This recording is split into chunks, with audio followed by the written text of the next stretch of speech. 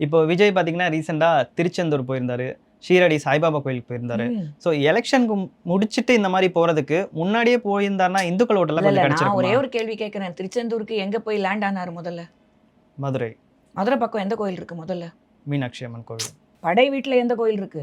Thiruparankundram. Okay. ஏன் விஜய் திருப்பரங்குன்றம். திருப்பரங்குன்றம் போல? முதல் படை வீடு எவ்வளவு பிரச்சனை அங்க ஓடிட்டு இருக்கு. அவருக்கு நிஜமாவே இந்துக்கள் மேல ஒரு ஆதங்கம் இருக்கு. அவங்களுக்கு ஆதரவா நிக்கணும்னா ஏன் போல அப்ப இது திருப்பரங்குன்றம்? வந்து இந்துக்களுக்கு ஆதரவா போனாரா? இல்ல அவருக்காக போனாருன்னு அதான் நினைக்கிறீங்களா? தெரியல. கூடவே ஒரு அஸ்ட்ராலஜர் போனாருன்னு கூட சொல்றாங்க. ஆமா.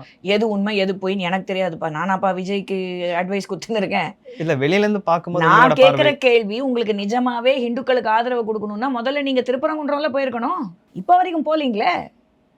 ஏன் போல? சரி, கேம்பெயின் டைம்ல கரூர் போனாரா? ஏன் போல? இதுதான் சொல்றேன். Election is not cinema.